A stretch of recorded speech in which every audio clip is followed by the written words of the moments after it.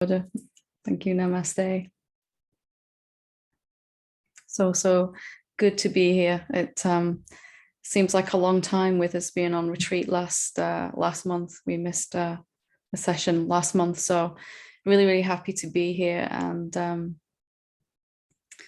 just valuing and taking a moment to appreciate this community. And there are communities all over the world building like this that have this common goal, for want of a better word, purpose, orientation, and coming to align ourselves in truth like this is a powerful thing. And spending time together like this is perhaps the most important thing we can do, in my opinion, as part of our awakening, because there's something that happens when we spend time together like this. There's something begins to move inside. There's some feeling that we're not, as our mind would tell us, alone in this, and that we're not, again, as our mind would be sure of, we're not the only ones that are suffering, and we're especially not the only ones that are doing it, not seeming to get anywhere.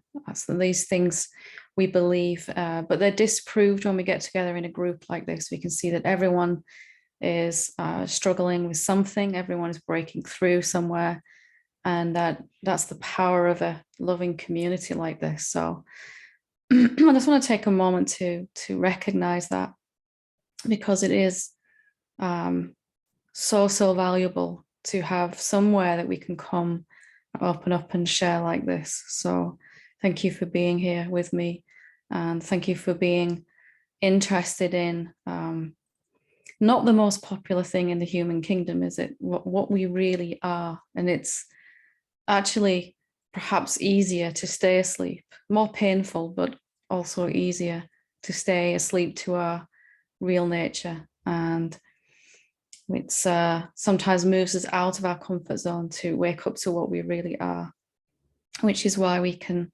find some inspiration and courage in a group like this, where we're all encouraging each other. So thank you for that.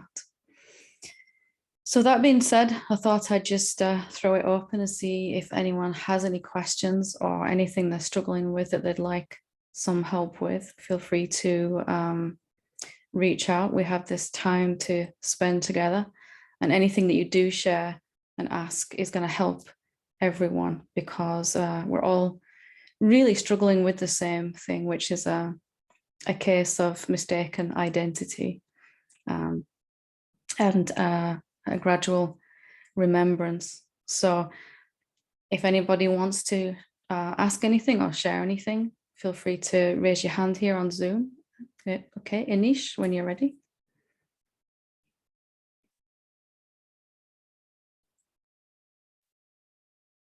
Helen, can you hear me? There we go. Wonderful. Hi, Anish. So, how are you, Helen? I'm good, thank you. You okay? Yeah, good to see you. Good to see everyone. Helen, I feel since being on the path to awaken, right? Whatever you might call the path, so to speak. I'm struggling to hear you, Anish. There's the sound changed or something? Yeah. It started off all right and then it... I can make changes. Oh, there we go. I think that's, yeah. Would this be better? Is this better? That's great. Yeah, perfect. Thank you. Thank you. I feel like a lot of stuff is coming up that wants to be looked at, especially things like fear. And I feel like I'm doing the practices. I'm doing, I'm contemplating on that. And I'm also using the doorways to, contrast with it and not identify with it and become that. But I'm hoping, I'm still needing help there. I'm still needing, I still haven't broken through it. It's like a constant background that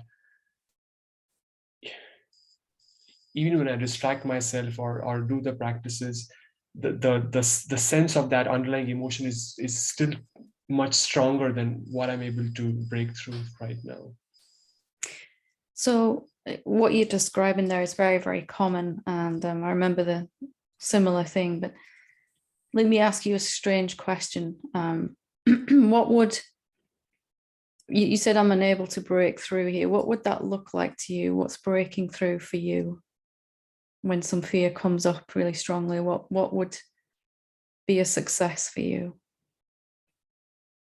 Strange question, I know, but I imagine that fear should never come up at all. Okay. And if it does come up, then I should have an underlying sense of peace where I can just kind of not have to like deal with it or not have it grip me so strongly. Yeah. And are you feeling any peace when the fear comes up, or is it completely gone? That sense of peace when there's fear? There are certain times, especially in the morning, I think, when I don't have that peace. But if it's later in the day, I can sense both peace and fear, and I'm able to move away from that. But there are some times in the day when it's just too intense. Yeah. So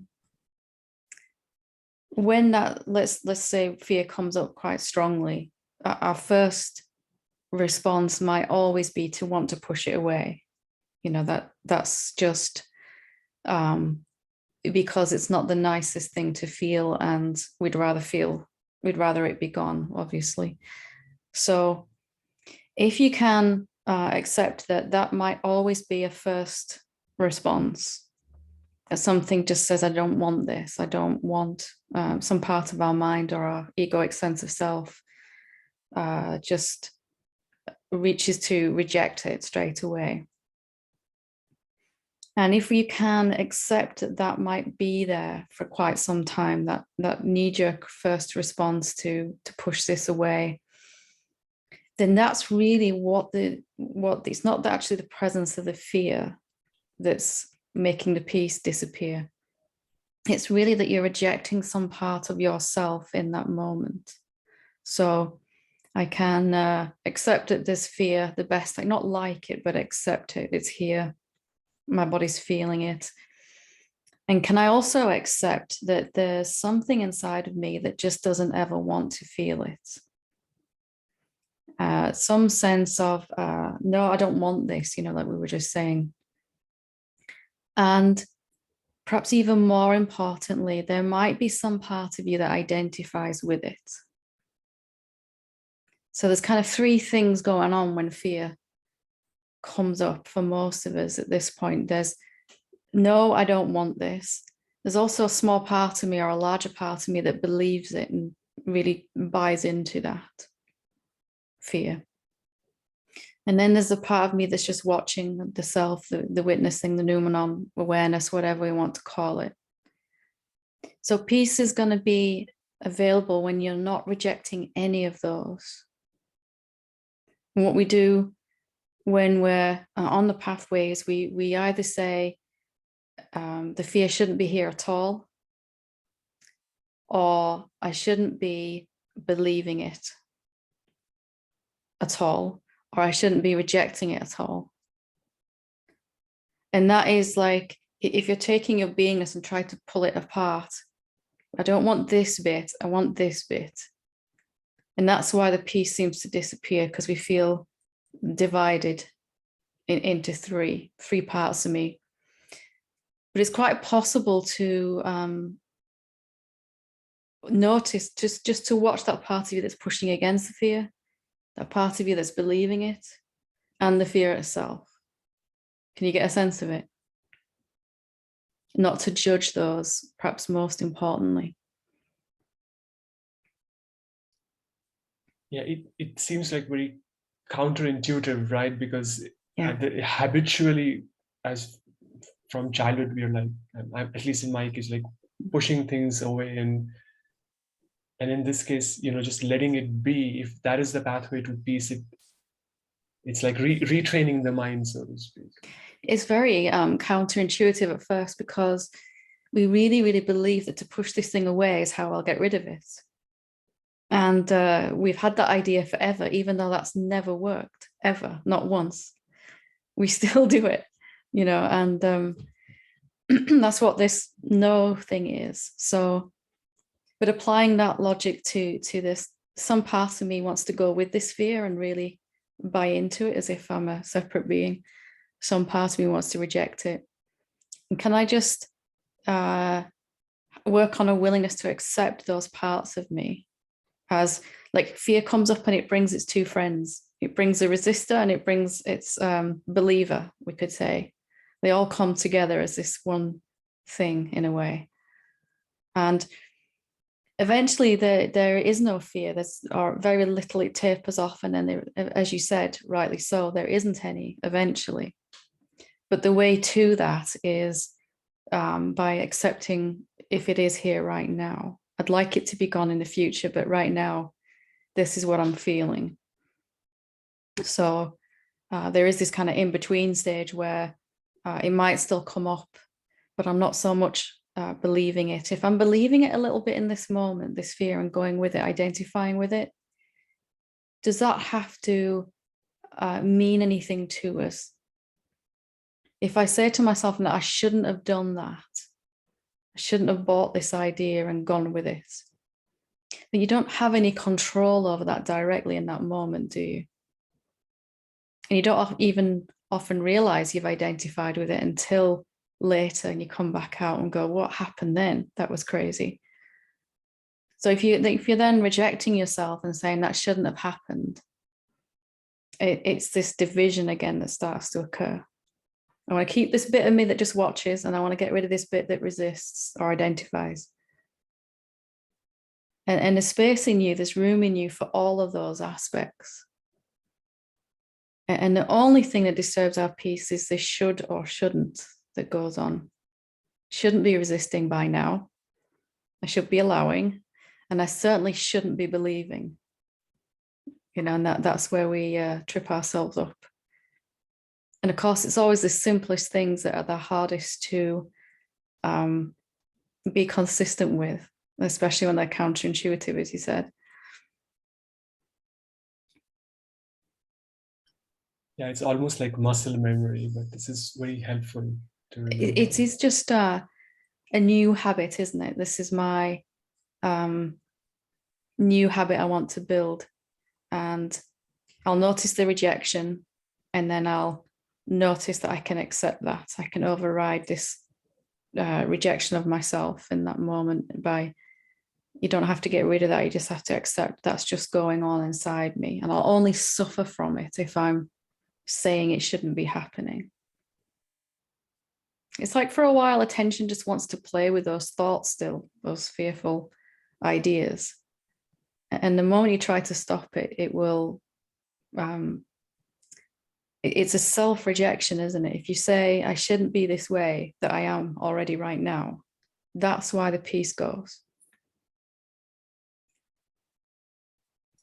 I also notice that with the fear, right, I look at external objects and then associate fear with that, meaning this is what is triggering fear, that is what is triggering fear, or this person, or this event, or this object. Mm-hmm. Mind is unable to see, our mind is unable to see that the fear is just coming up because I'm allowing it now, and it's trying to be felt and to leave. So it's desperately trying to find a reason why I'm scared. I'm scared of this thing out there or in here. There's some reason why I'm scared. And because it feels more in control that way. And thinking about it as well is also a way that we resist feeling it. If I think about why I'm scared, I have a little distance from it, but it also makes it more intense, that fear. And mind, that's the way it functions, isn't it? I have to know why this is happening. Whereas the self would just kind of say, well, it's happening. Do we really need a reason? It's just coming up. So you would recommend that don't really associate that obviously with external objects. It's just coming from the inside, and let it be processed and not think about it too much as well, right? Yeah, I mean, there will seem to be things that trigger it, and with same with guilt or anything like that. There'll seem to be some event that seems to trigger the fear. But I could go through the same event without any fear, and other people have and do. And what that event means to me is going to change over the course of my life. Something that I could be scared of at one point then could be something that I feel very differently about. So just recognize, again, just noticing this is how mind is. It's going to look for a reason why. And again, we don't have to reject that. But we can also just do our best to be with that fear rather than trying to think about it. Mind will, there will be thoughts going on at the time. What do I do about this fear? How do I get rid of it? All of that, what caused it? But just letting those be, that there's all this stuff happening inside you. There's the fear, there's the resistance of it, there's the thinking about it, there's some part of you believing it. And you can just sort of sit and let all those, metaphorically sit and let those be inside you. Mind feels safer when it thinks it's in control, and it likes to try to control what's happening by thinking about a way out of it or something. In this case, Helen, in certain cases, would you recommend I change external conditions or focus more on the inner fear and focus on the processing and hoping that what would be the balance of, or if that is even a question, or should the focus really just be internally on processing the fear? Well, sometimes you need to take action in those moments. If there's something happening that you need to take action around, then absolutely, that's needed in that moment. But there was a time for me when I realized everything I thought I was scared of.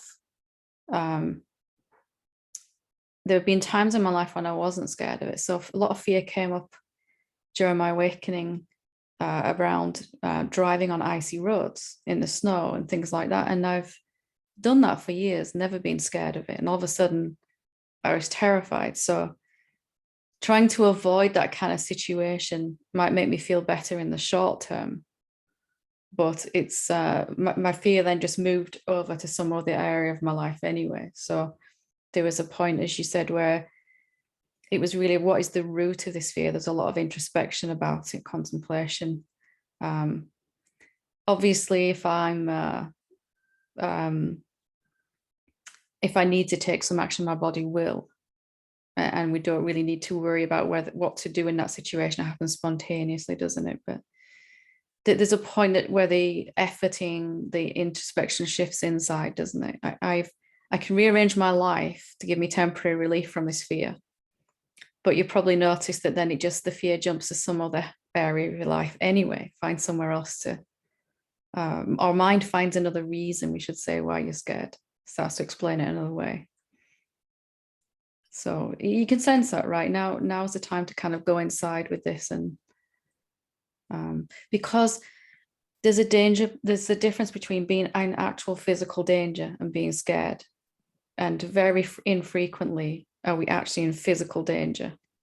Most of the time the fear is from a kind of psychological danger, isn't it? Somebody's attacking my ideas about me and I'm scared of that, rather than somebody's attacking my physical body or something.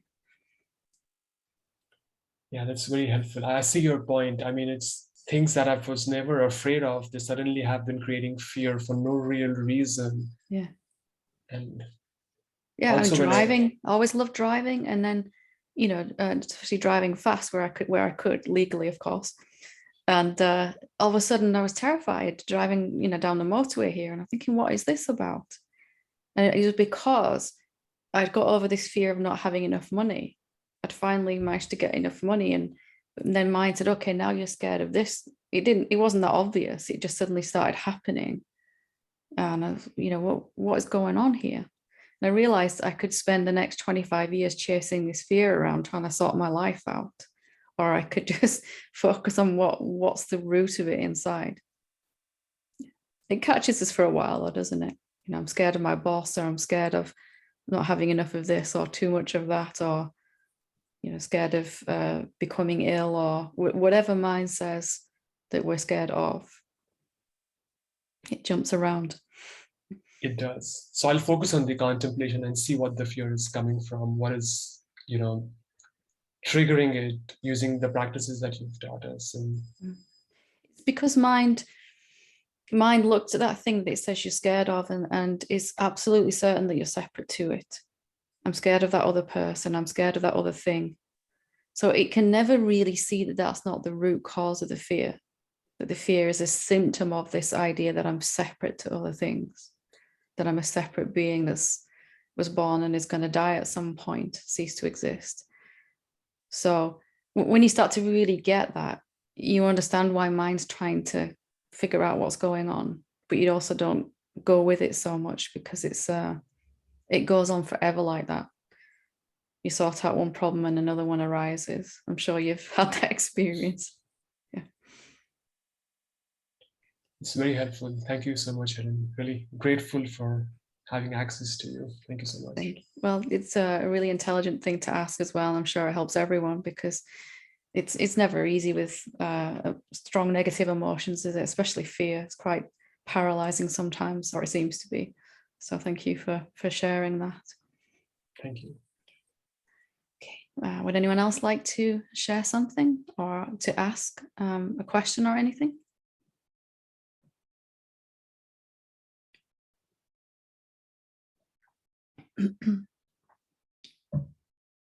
Nobody's struggling with anything. Everyone's happy, peaceful, joyful.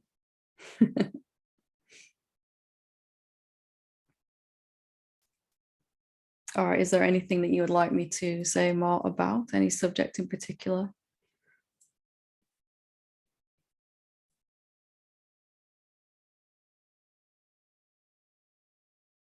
Everyone's very quiet. I'll go. Hi, Okay. Helen. Hi, how are you doing? I'm fine, thank you. I'm reading your book right now, and the first one. And I have a question to kind of follow up on the last question. Yeah. You know, a lot of free floating fear coming up. And I know that what we want to do is like find a rack to hang it on, to find a purpose for the fear. Yeah. Real quick, your mind just automatically wants to do that. But when I find out that that's kind of disingenuous and that's not the thing I wanted to pin it on, is not the real cause of the fear. So you say you have to go in.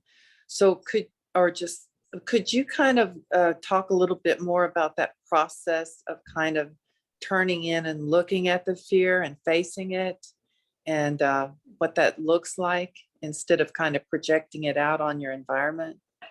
Thank you.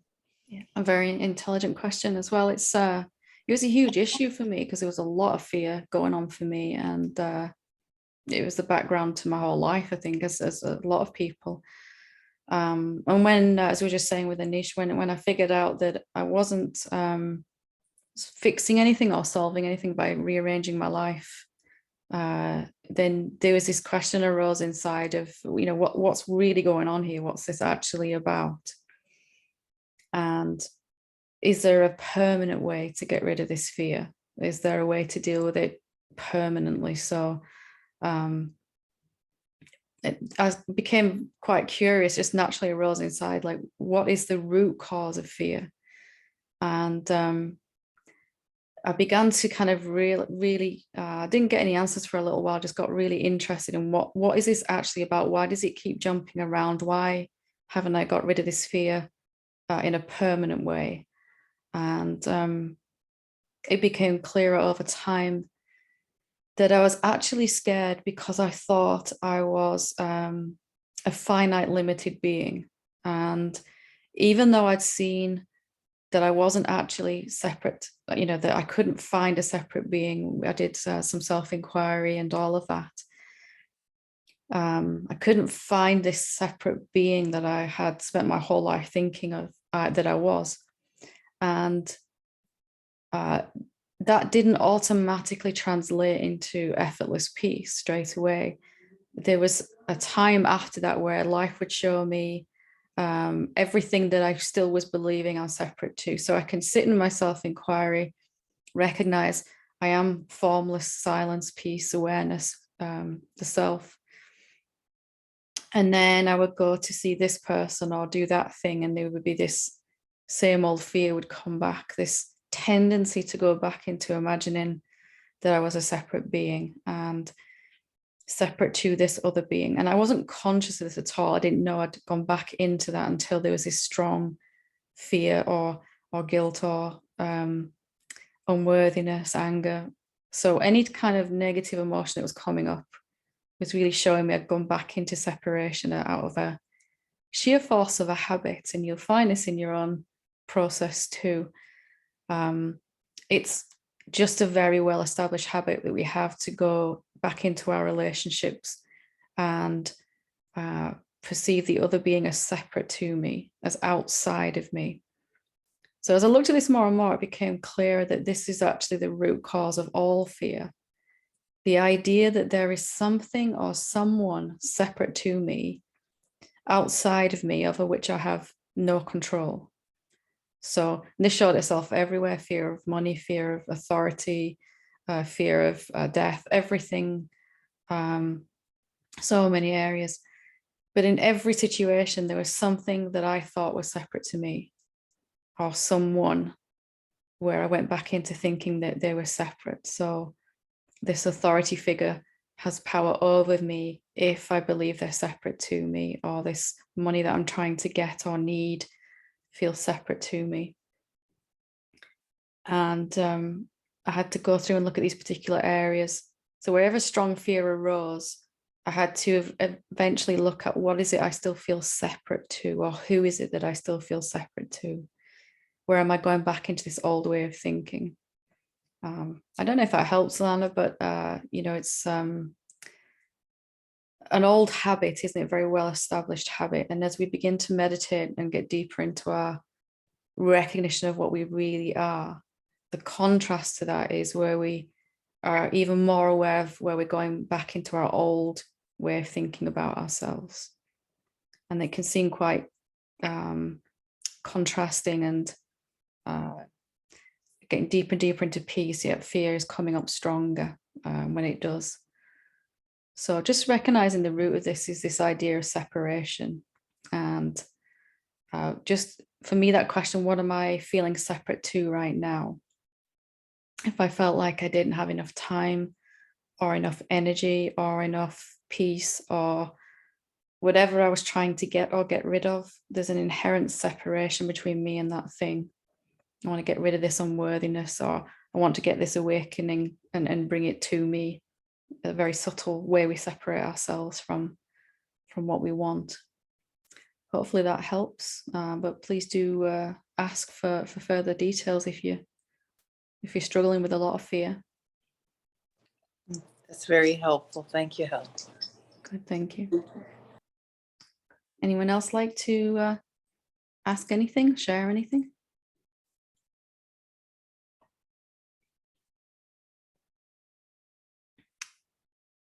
Anybody having any karmic patterns coming up? Anybody going through Groundhog Day again and again in a particular area?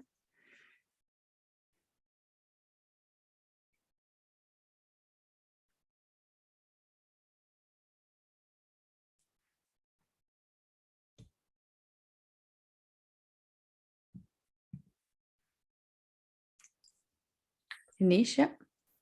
Helen, is it okay if I ask another question? Yeah, absolutely. Helen, I feel like, is the sound okay because there's some work going on outside? Yeah, it's perfect. Thank you. I feel like a lot of things I'm intellectually really understanding, but I'm not able to feel it in my life. I'm having a little bit of a separation between conceptually really understanding things really well, without a doubt, but I'm not seeing I don't know if there's a good way to say it, but my life doesn't really show it in other ways. Is there like this in-between stage where What would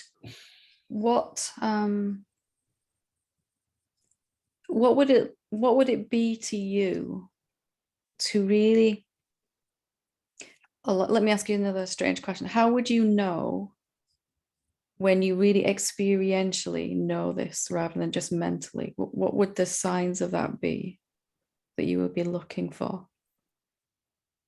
That I wouldn't want to make changes externally, that I would just be okay with the way life is externally, meaning, the external objects or the experiences or whatever that might be, as well as the internal emotions, both.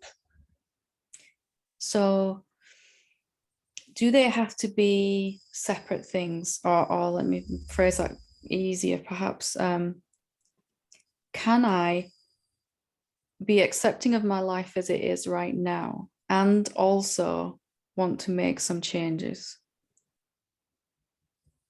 Does it have to be, would awakening look like, would a deeply, richly embodied awakening necessarily look like only being completely okay with what is? So I might come to a place where I don't have any fear or any kind of separation around not having enough money, for example.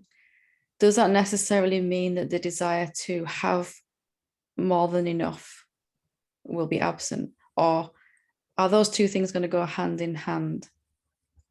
So is my wanting to change my outside world necessarily a sign that I'm not awakened enough yet?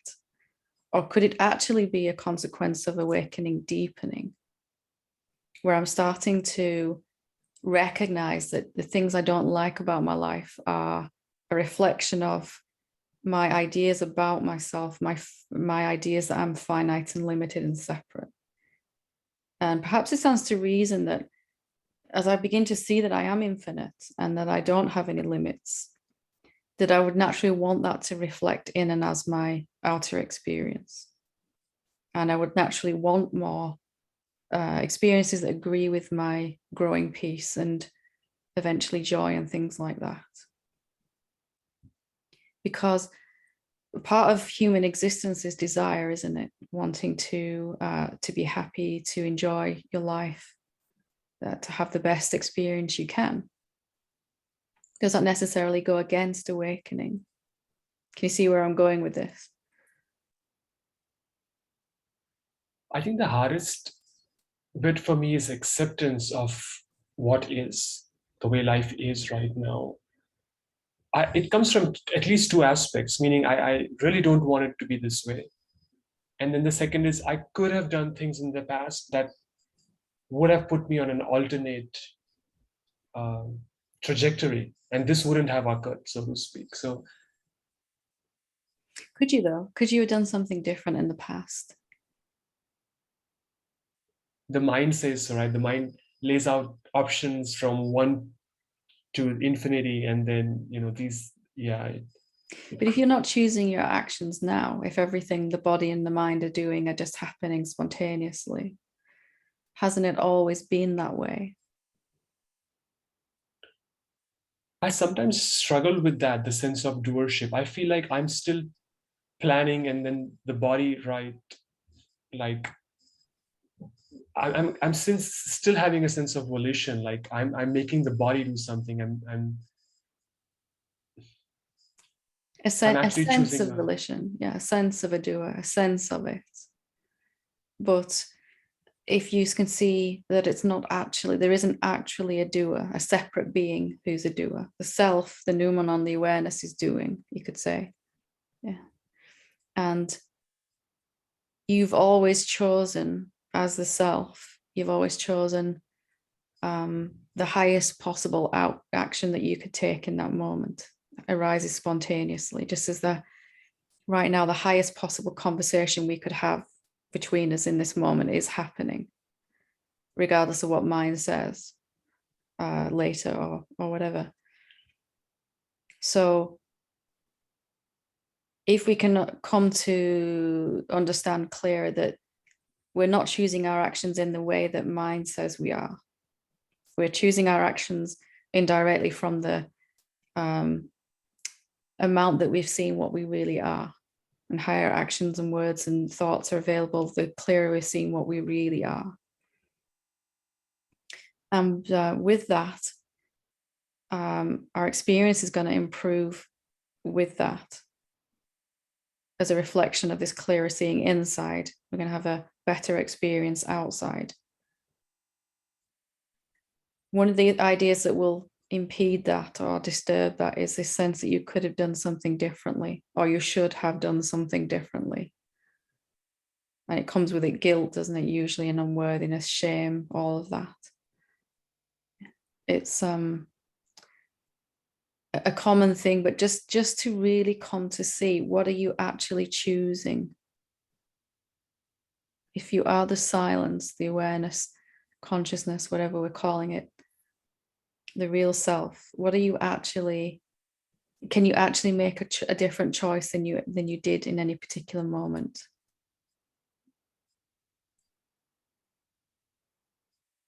It's not easy thing to grasp, is it, at first, because the mind really believes in the fact that you're choosing as a separate being and could have chosen differently. But the default setting for reality, for manifestation, is automatically the highest thing that could manifest does every time. And that what's possible to manifest is getting even better as we let go of these ideas. And that's the only thing that's limiting the manifestation. Not so much choosing the wrong thing, as mind says. Because every single thing that we think we chose wrongly, we learned something from, didn't we?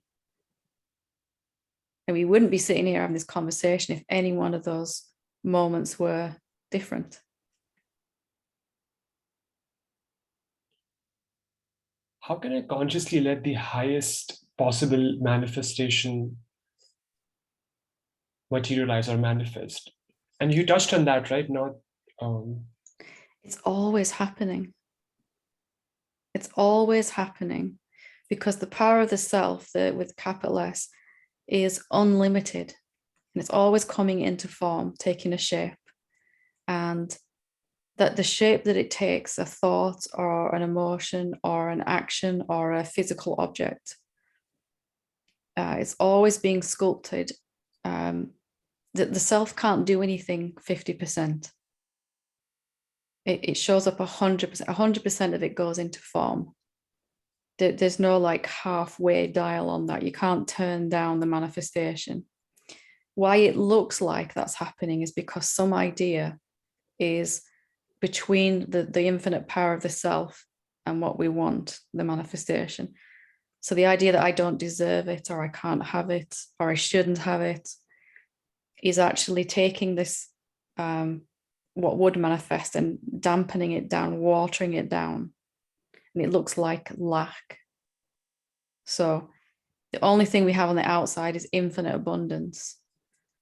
But that infinite abundance can take the shape of not enoughness if it's forced through one of these ideas. Just like if I hold a light up and I hold a piece of cardboard with a shape cut out, the light has to go through that hole and take the shape and project onto with that shape, doesn't it? It can't be otherwise. So when I remove the card, the whole of the light shines. So what we're seeing as our outer experience right now is the highest thing that could have possibly shown up in this moment. And how I feel inside is the best I could have possibly felt in this moment.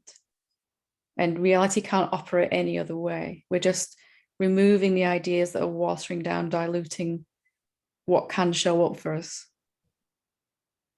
So you can relax about that, because you really can't do anything to improve it. It's just, how am I dampening down the abundance that's coming without realizing, of course not consciously. Made me very happy when I figured that out, because I just needed to get out of the way, that process then with these ideas. It's like if you turn on a light, if you flick a light switch, it doesn't, there's no halfway, is that the light's either on or it's off. You don't halfway light a room, it's just on or it's dark. Mind says there's some kind of halfway point, which really doesn't exist in reality. Does that help? It's very helpful. And thank you, Helen. You had to figure out so many things by yourself. We are having it so much easier having access to you. And well, you are me too, so it's all good. Yeah, it's it's these things aren't really clear, are they? We've got these ideas, and how reality actually is, as you said, is very counterintuitive to what we think. I've got to make this thing happen, but rather it's like, what am I doing that's getting in the way of that psychologically? And then just shifting, contemplating that, and then another good question. Thank you. Melissa. Hi, Helen. Hi. So I kind of feel a little bit like a broken record because we've talked about what I'm going to say before, but it's That's continuing to persist. So it's really about like so much resistance with like needing to find a job, and I'm resisting, and it's like I'm in such separation with this thing that called a job, and I just don't want to do it. But I know there's something inside of me that is like, you have to take action towards this. But you've also said to me, you just need to like have fun and relax, and it's going to unfold as it unfolds. And, and there's something inside that's going, no, I can't something needs to be done. Yet, as much as I'm saying that and trying to take action, nothing is happening. Because that action is trying to occur from this very resistant place where you're rejecting yourself in this moment.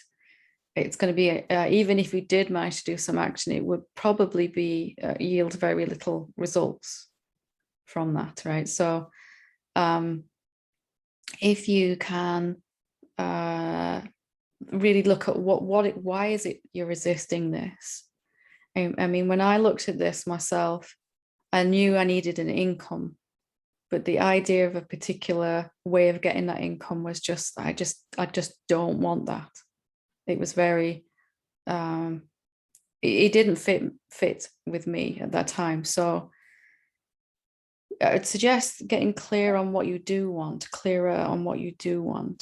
Yes, I want this income, but I also want to feel this way and this way when it's coming. So what is it about the idea of job or work that you feel resistant to? Does it suggest that you'd feel limited or confined or powerless? Whatever it is that comes up when you look at that.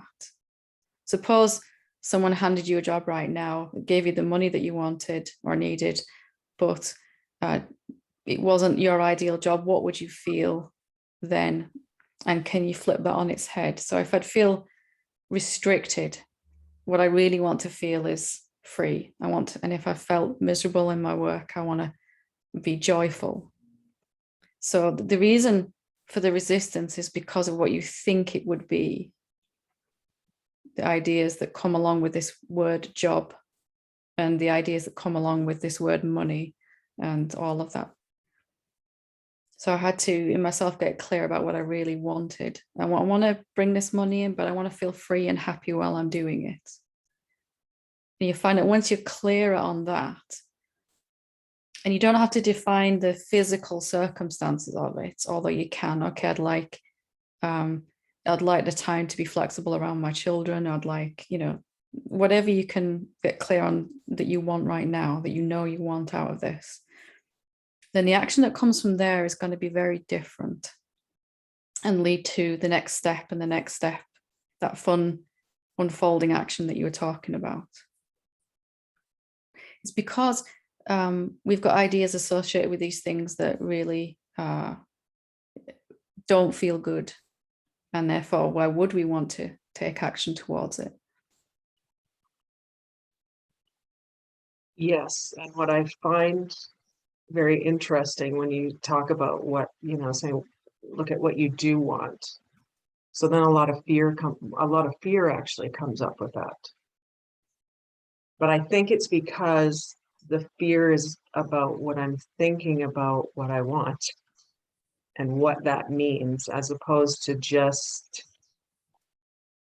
like you're more saying like feel into how you want it to be when you're working or doing whatever it is that you want to do. Yeah. Taking your previous examples of work and what have been the negative emotions you felt while you were doing that, and what would be the opposite of that, because that's what you do want then, isn't it? And you might not know the specifics of where you want to work or who you want to work with, or even the hours, you know, or even what you want to do, but you do know how you want to feel. You know, perhaps you want to feel that you're contributing, helping people. Perhaps you want to feel fulfilled, purposeful, passionate about what you're doing, that it's making a difference, feel that you can have fun doing it, you know, all these things. And then once you're clearer, because mind's resisting because you feel like you're blundering towards this thing that's going to make you feel terrible. And we've had that experience in the past. But here's a reset button where you can kind of get clear on what you do want here. I mean, do you want flexibility? Do you want the sense of freedom? Do you want to feel you're surrounded by like-minded beings wherever you end up working, whatever you end up doing? And I'm just sort of suggesting things that you probably notice a feeling change in the body, even just sort of, yes, there's this fear, but I'm actually starting to point towards what I do want now. When I get clear on what I do want, some fear might be there because the mind says you can't have that. You're going to have to settle for something that you don't want. But the only way that's going to happen is if you don't investigate what you do want. Because if you don't investigate what you do want, you're going to carry on this track until you need the money and have to take something that doesn't feel good. I'm definitely aware of that. And it's helpful even in just you talking about just examples of wanting, and it feels like it just kind of creates an openness, and it actually feels like it would be fun to feel into what I do want. So yeah. My first examples of work for me were very hard work and didn't enjoy it at all. And I didn't feel like I was helping anybody. I didn't get any fulfillment out of it. And then I started to get a bit of fulfillment out of what I was doing, but it didn't bring much money in, and it was still very physically hard. So it was getting clearer all the time. Okay, I would like the income, and I would like to feel like I'm doing something that's important. I want to feel like I'm, and then eventually, okay, I don't really want to work so physically hard all the time, but I still want to have the same income. So every time I was refining and getting clearer, and life has given me opportunities to do that, as it does. So the resistance is because that process, that refinement isn't occurring, or it's happened inside, but it's not being consciously. I don't really want this anymore. I want the same amount of money or more, but I want to feel this way instead. Can you get a sense of it? Absolutely getting a sense, realizing that I'm just completely focusing on what I don't want. So yeah. And that's always going to make us feel terrible. No wonder you'd resist from there. Yeah. Totally. But it's just a habit, isn't it, that we do? Yes. I've figured out what I don't want, and now I'm going to keep looking at that over and over again until life has to slap me a little bit, you know, come on now. Yeah. Yes, exactly. Very good. Thank you very much. I'm sure it's helpful for everyone, so thank you. Persis? Hi, Helen. Hi, how are you doing? Hi, I'm great. Good, good. How are you? Very, very good, yeah. Thank you. So I have a question. I have a history of a lot of codependency. And I read your book about desire. I don't know the title anymore, but that's okay, don't worry. Yeah. And I noticed I always wanted my whatever partner was there to come up higher with me. Yeah. through force, through seduction, by being nice, by being kind, by all kind of things. Every way that you could try. Yeah. I've been there, done that too. Yeah. First, I needed them to, and I wanted them to, and there's coming more and more detachment in that.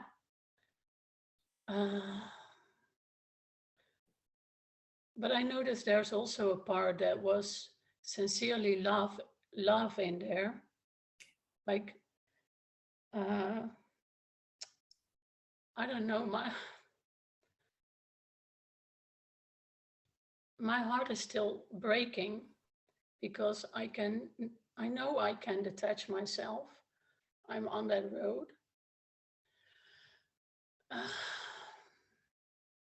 But it's just this desire for all people to love themselves and to acknowledge their worth. Yeah. And it's like the analogy of I think it's the lover and the beloved. Like we want to become free and love ourselves, but there's also like the universe also longing for us to come home. So I was wondering if this desire will end, or it's just a natural desire, and if it always will come with a certain kind of heartbreak. Good question. It's something I had to really look at when I started teaching, because there was even before that, but especially then, there was a huge desire for everyone to wake up and to recognize what they really are. And when it became clear that not everybody wants to, there was this kind of same feeling, and in romantic relationships as well, in the past, where I've wanted that person to grow with me, and it became clear that they didn't really want to. And I had to really look at this desire, because it did persist, but it also refined itself and changed. I had to really look at why, and again, it might sound like a strange thing. Why do I want someone to wake up? Whether it's humanity in general, or someone I'm in a relationship with, or my children, or whoever. Why do I want them to consciously recognize what they really are, who they really are? And when I looked at this, it was because they would feel happier. You know, when they recognize who they are, they would feel happier when they do that than they do now.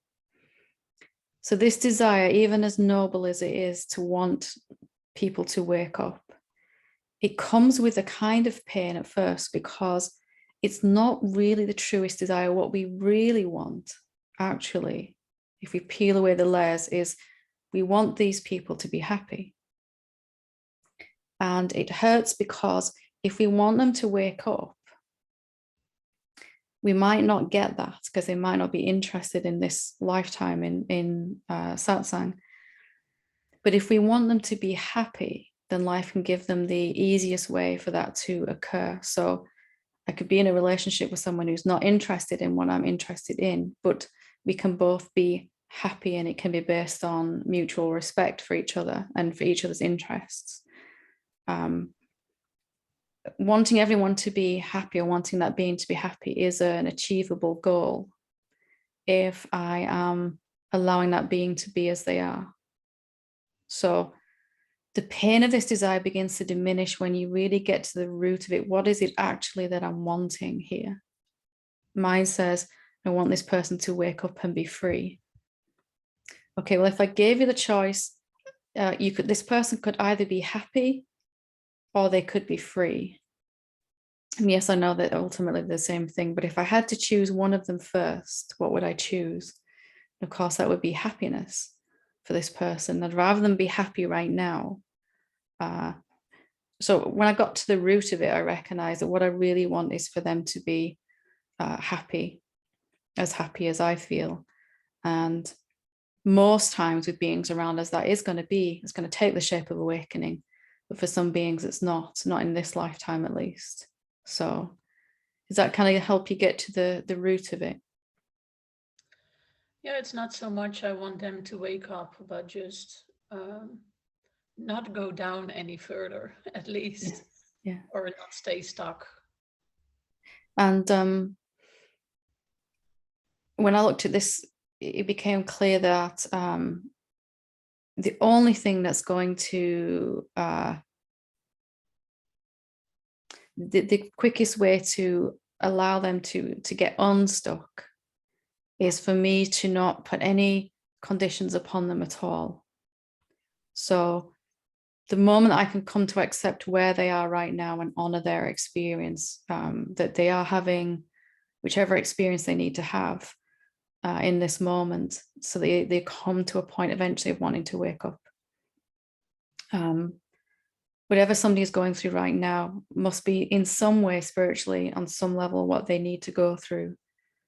Of course, it doesn't mean that we'd want that experience or anything, but the moment I let someone be exactly as they are in this moment, then they'll immediately respond to that on some level. They'll feel a different contentment and peace inside.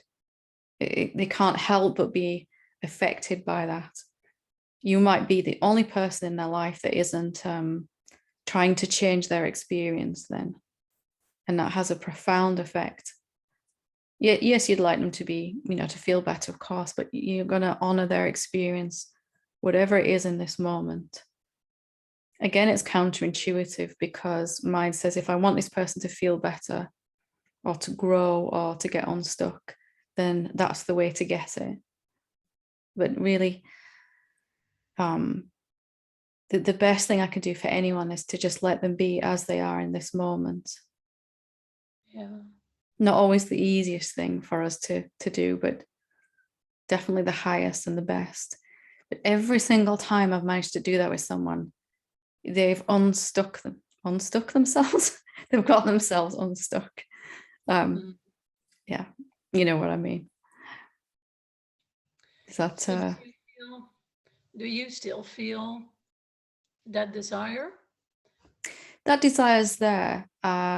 It is ever present for me, but it is secondary to a deep sense, a deep and rich knowing that whatever anyone is experiencing right now, even if it's great emotional pain, it is what they need to be going through right now in terms of bringing them to a point where they want to be free.